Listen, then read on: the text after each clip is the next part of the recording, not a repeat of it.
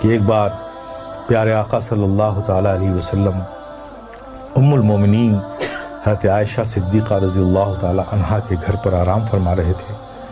وہ دن نبی بڑے خوش تھے، بہت اچھے موڈ میں تھے، بڑی بشاش تھی طبیعت۔ ام المومنین حضرت عائشہ صدیقہ رضی اللہ تعالیٰ عنہا جب تشریف لائیں تو آقا نے فرمایا، مسکرا کر فرمایا، تبسم فرما کر فرمایا، اے عائشہ مانگو آج جو چاہو مانگو۔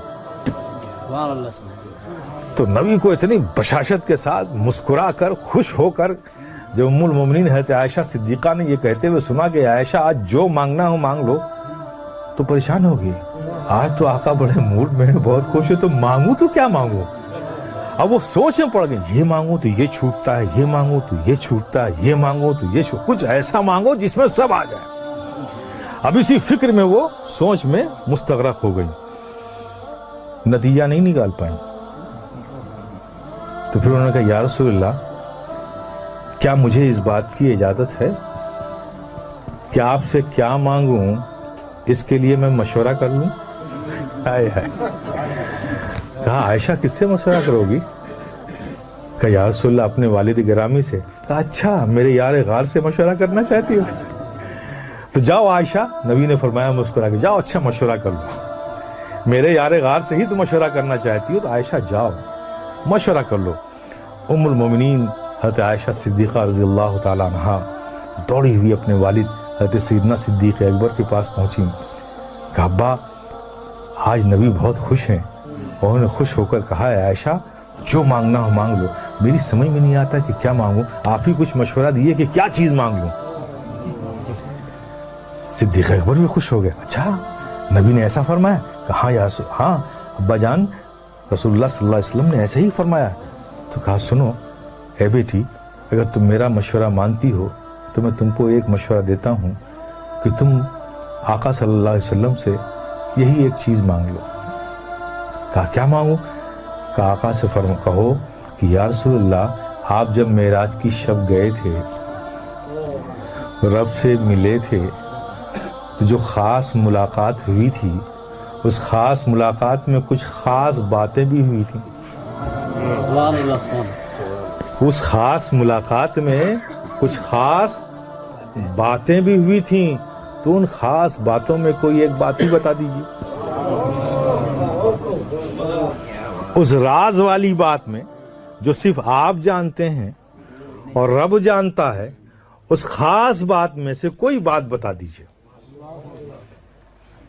ام المومنین حضرت عائشہ صدیقہ رضی اللہ تعالیٰ عنہ خوش ہو کر لوٹی۔ نبی نے آتا دیکھا ام المومنین حضرت عائشہ صدیقہ رضی اللہ تعالیٰ عنہ کو تو مسکرائے، عائشہ پوچھ آئی تم؟ ہاں یا رسول اللہ پوچھ آئی۔ کیا کہا میرے یار غار نے؟ کیا مشورہ دیا؟ کہا یا رسول اللہ مجھے بس وہ جو آپ گئے تھے خاص ملاقات ہوئی تھی، ان خاص ملاقات میں جو خاص بات ہوئی تھی اس میں سے کوئی بات بتا دی۔ آقا مسکرا پڑے کہ میرے یار غار نے پوچھا بھی تو کیا پوچھا، جاننا چاہا بھی تو کیا جاننا چاہا۔ تو سرکار فرماتے ہیں کہ عائشہ یہ راز کی بات ہے، لیکن میں نے وعدہ کر لیا ہے تو میں ان باتوں میں سے ایک بات بتا دیتا ہوں کہ اللہ نے مجھ سے فرمایا، اللہ تبارک تعالیٰ نے ارشاد فرمایا کہ جو ٹوٹے ہوئے دلوں کو جوڑ دے گا اس پر جنت میں بھیجنا مجھ پر لازم ہو جائے گا۔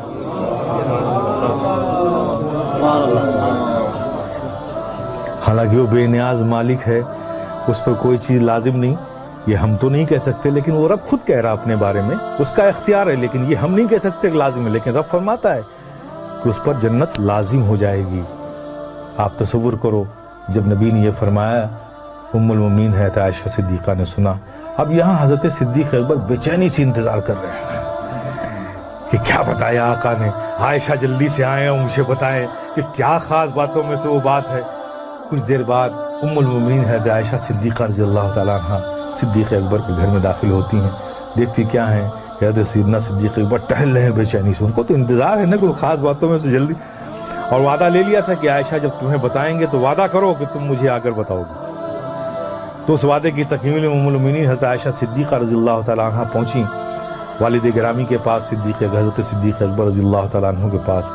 ان کو دیکھتے ساتھ تیز قدموں سے ام المؤمنین عائشہ صدیقہ رضی اللہ تعالیٰ عنہ کی طرف لپکے صدیق اکبر، آؤ بیٹی آؤ، میں تمہارا ہی انتظار کر رہا تھا۔ کیا بتایا آقا نے؟ کہا ابا جان، آقا نے فرمایا کہ جو ٹوٹے ہوئے دلوں کو جوڑ دے اس پر جنت لازم ہو جائے گی۔